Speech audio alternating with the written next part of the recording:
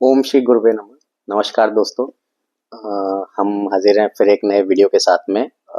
अभी तक हम लोगों ने पिछले कुछ वीडियोस में बेसिक्स ऑफ वैदिक एस्ट्रोलॉजी के बारे में बात करी थी कि ये सिस्टम कैसे बना हुआ है और बहुत ही सिंपल सरल तरीके से अगर हम समझें कि ये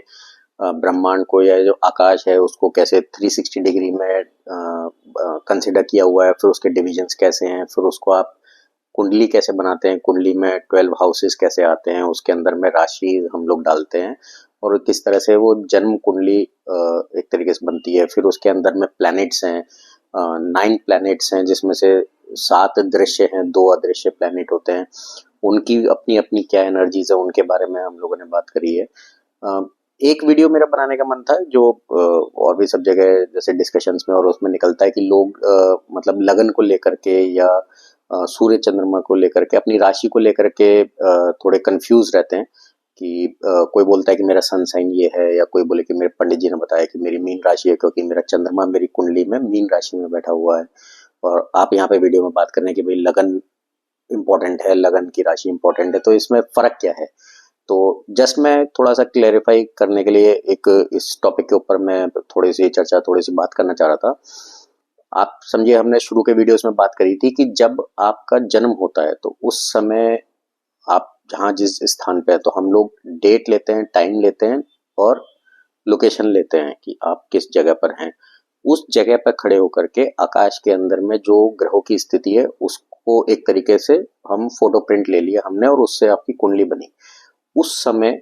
जब जन्म हुआ है, जो कोई नेटिव है, जातक है, वो जब दुनिया में आया है उस समय आपका ईस्टर्न होराइजन पे जो राशि उदय कर रही होती है आकाश में, उसको हम लोग लग्न में यानी फर्स्ट हाउस में लिखते हैं और उसके बाद फिर second, third, fourth, fifth house वगैरह उस हिसाब से हम लोग वो राशि उनकी कुंडली में सेट करते हैं। हाउसेज में हाउसेज चेंज नहीं होते हैं,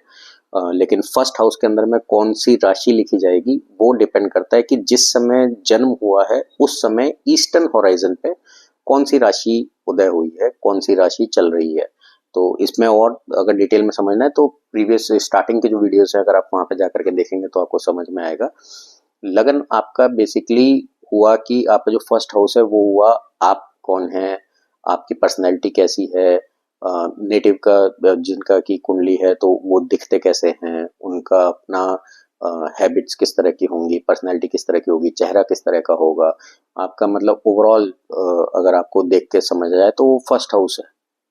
first house is also about your health, आपका स्वास्थ्य कैसा रहेगा या स्वास्थ्य में किस तरह की प्रॉब्लम क्या है, तो वो फर्स्ट हाउस से देखी जाएंगी। तो इसी में अगर आप देखें कि लगन जो उदय हो रहा है तो अब ये जितने भी हैं इनकी सबकी डिग्रीज हैं। तो जैसे हमने बात करी थी कि एक हाउस के अंदर में 30 डिग्रीज हैं, 12 हाउसेज हैं, 30 डिग्री करके 360 डिग्री बनता है। अब जो भी जो समय है तो एक हाउस में ऐसे भी समझ सकते हैं कि एक हाउस में सन जो है एक दिन के अंदर में पूरा चक्कर काट रहे हैं, दिन के अंदर में 24 घंटे हैं, तो सन जो है बेसिकली एक घर के अंदर में 2 घंटे रहेंगे। तो अगर सूर्य जो है सुबह 6 बजे उदय हुए तो 6 बजे अगर सूर्य उदय हुआ है और मान लीजिए अब ये महीना चल रहा है, जैसे अभी हम अगस्त और सितंबर के बीच में हैं, तो अभी इस वक्त सूर्य जो है कर्क राशि में है और कर्क राशि के अंदर में सूर्य रोज सुबह उदय हो रहे हैं और उनकी एक डिग्री चेंज हो रही है क्योंकि 15 सितंबर 16 सितंबर आते आते वो कर्क राशि से निकल करके और इसमें सिंह राशि में लियो में जाएंगे। तो इस एक महीने के पीरियड में 15-16 अगस्त से लेकर के 15-16 सितंबर के बीच में जो एक्जैक्ट डे होगी, इन 30 दिनों के अंदर में ये इस एक राशि के अंदर में जो रोज सुबह उदय हो रहे हैं यहाँ पे 1 डिग्री से आगे बढ़ रहे हैं और एवरी डे 24 के आवर्स के अंदर में वो इस कुंडली के अंदर में सारी राशियों में घूम जा रहे हैं। यानी 2 घंटे उस दिन के अंदर में उस राशि में वो राशि जो है वो एक उस पे होराइजन पर रहेगी। तो अभी समझिए कि जैसे मान लीजिए आज 29 तारीख हो गई है, तो 15 या 16 तारीख से 29 तारीख ऑलमोस्ट मिड पॉइंट आ गए हैं, तो सूर्य जो है मोटा मोटी करीब 14-15 डिग्री के आसपास पे होंगे। तो आज सुबह अगर सूर्य उदय होंगे या कल सुबह मान लीजिए 30 तारीख को सूर्य उदय होंगे तो वो कर्क राशि में अराउंड 14-15 डिग्री के आसपास में उदय होंगे और उसके बाद में फिर 2 घंटे बाद में वो तो 2 घंटे मतलब मान लीजिए 6 बजे अगर उदय हो रहे हैं तो 2 घंटे उनको एक घर में रहना है। कर्क राशि में वो 15 डिग्री चल चुके हैं तो इसका मतलब कि तकरीबन और 15 डिग्री चलने के लिए 1 घंटा, तो 7 बजे के आसपास वो सिंह राशि में जाएंगे, 7 से 9 तक सिंह राशि में रहेंगे, 9 बजे वो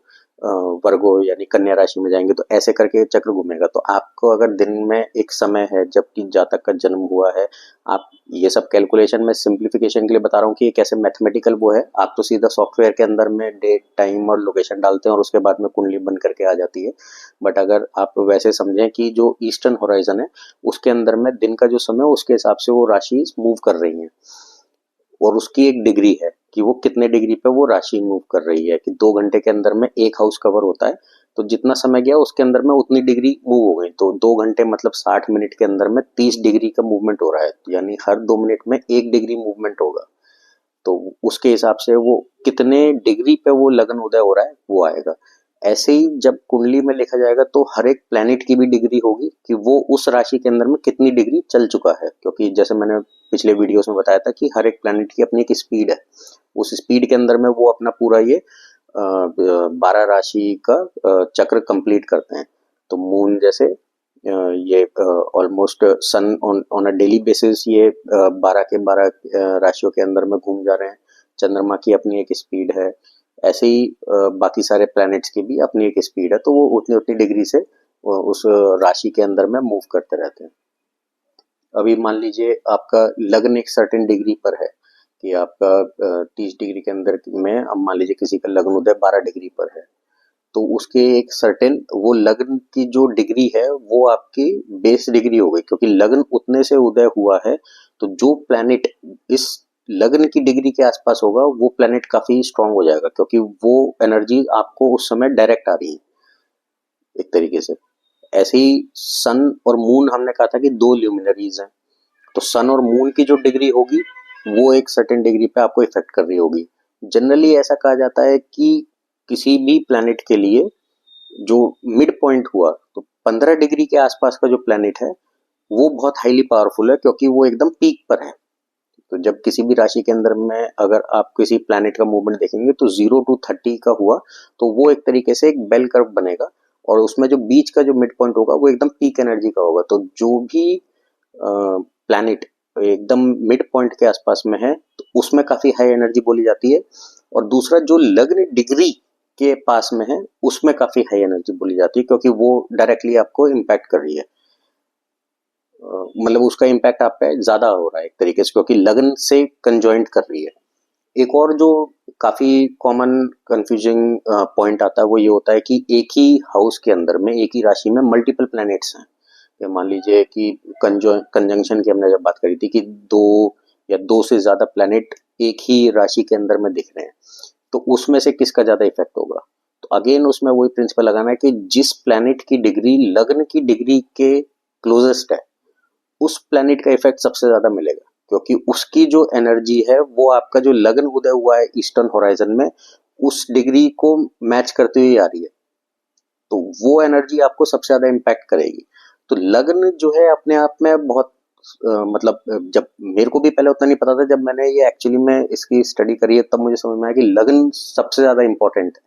हम लोग इन जनरल प्रिंसिपल में ऐसे बोलते हैं कि पंडित जी ने कहा है कि आपका चंद्रमा जो है इस पर्टिकुलर राशि में है, आपका नाम भी उसी हिसाब से होना चाहिए, आपकी राशि भी वही देखी जाएगी, उसी से ही आपके आगे की प्रेडिक्शंस और वो सब निकाली जाएंगी।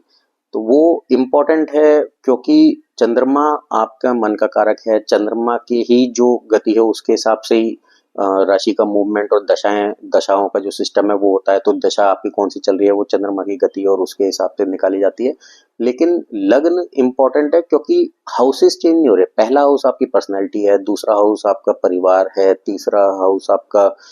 दोस्त है, भाई बहन है, आपके स्किल्स है, तो ये हाउसेस चेंज नहीं हो रहे। तो जो फर्स्ट हाउस के अंदर में जो राशि आएगी जो आपका लग्न है वो बहुत क्रिटिकल है, वो मेरे हिसाब से सबसे ज्यादा क्रिटिकल है। कि मतलब जब आप पढ़ाई कर रहे हैं, जब आप इसके बारे में प्रेडिक्शंस में जाएंगे, जब आगे आप इसको कुंडली को इंटरप्रेट करेंगे, तो लग्न इज द मोस्ट इम्पोर्टेंट। और एक तरीके से आप दो नहीं तीन ल्यूमिनरीज बोल सकते हैं कि सन और मून तो ल्यूमिनरी है ही है जो कि दिख रहे हैं और जो सबसे ज्यादा एनर्जाइज्ड प्लैनेट्स हैं, और ये दो प्लैनेट तो सबको बहुत ही ज्यादा इम्पैक्ट करते हैं। थर्ड पॉइंट आप बोल सकते हैं, जैसे इंग्लिश में हम डॉन कहते हैं, कि जो पहली प्रभात फेरी, जो सुबह सुबह की सबसे पहली किरण है, वो तो ईस्टर्न होराइजन से है। तो ईस्टर्न होराइजन से जो एनर्जी आ रही है वही आपका लगन है, तो उसको भी आप जो है एक तरीके से थर्ड ल्यूमिनरी करके देख सकते हैं कि वहां से एक एनर्जी सोर्स आ रही है, और आपका जो जन्म हो रहा है तो उसमें मतलब मान के चलिए लगन ही सबसे ज्यादा इंपॉर्टेंट है। वो लगन के अंदर में जो राशि है उसी के सिग्निफिकेशन से देख करके निकला जाता है कि ये जो नेटिव है लड़का या लड़की, इसकी अपनी किस तरह की मतलब इनका कैरेक्टरिस्टिक्स कैसे होंगे, इनकी पर्सनैलिटी कैसे होगी। तो वो आपके लगन के अंदर में जो राशि है, लगन के अंदर में जो प्लैनेट्स बैठे हुए हैं वो उन्हीं से ही डिफाइन होते हैं। लगन को सबसे इम्पोर्टेंट मान करके आप चलिए। और एक और चीज है कि जैसे लोग नाम वगैरह भी मून राशि के, मून साइन के बेसिस पे रख लेते हैं, वेस्टर्न एस्ट्रोलॉजी में सन साइन के बेसिस पे रख लेते हैं। तो इन्होंने ल्यूमिनरीज को इम्पोर्टेंस दी हुई है। हम लोग के यहाँ पे मून साइन को, चंद्रमा की राशि को काफी इम्पोर्टेंस है। ऐसी वेस्टर्न प्लेसेस में आप जाएंगे तो सन साइन को लेकर के काफी इम्पोर्टेंस है। बट जो गुरुदेव बताते हैं और जो कि हमारे वैदिक शास्त्र में है, तो उसमें इस तरह से बताया गया है कि आपकी कुंडली के अंदर में जो सबसे ताकतवर ग्रह हो, आपको तो नाम उसके हिसाब से रखना चाहिए, क्योंकि वो ग्रह की एनर्जी आपको सबसे ज्यादा मिल रही है। तो इसको लेकर के भी आप मतलब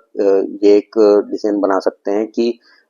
फर्स्ट इज माई लगन है, लगन सबसे इम्पोर्टेंट है। सेकंड इज कि आपके सन और मून तो है ही है क्योंकि ये ल्यूमिनरीज हैं। और एक और जो थर्ड चीज आपको देखनी चाहिए वो ये है कि which planet in your chart, आपके अपनी कुंडली के अंदर में वो कौन सा ग्रह है जो सबसे ज्यादा पावरफुल होकर के बैठा हुआ है,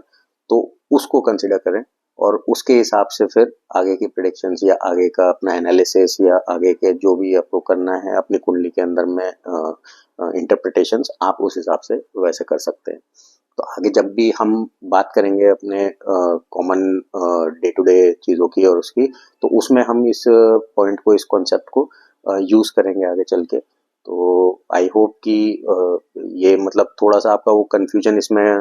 दूर होगा कि हम कंजॉइंट प्लैनेट्स को कैसे देखें, लगन की क्या इंपॉर्टेंस है और सन और मून की क्या इंपॉर्टेंस है, देन मोस्ट पावरफुल प्लैनेट कौन से कैसे है। हम इसके बाद में बारे में नेक्स्ट वीडियो में बात करेंगे कि मोस्ट पावरफुल प्लैनेट कैसे देखना और उसको कैसे इंटरप्रेट करना है। आज के वीडियो में इतना ही। तो नेक्स्ट वीडियो में हम लोग मिलते हैं और फिर बात करते हैं कि कुंडली के अंदर में मोस्ट पावरफुल प्लैनेट कैसे देखें और उसको कैसे इंटरप्रेट करें। नमस्कार।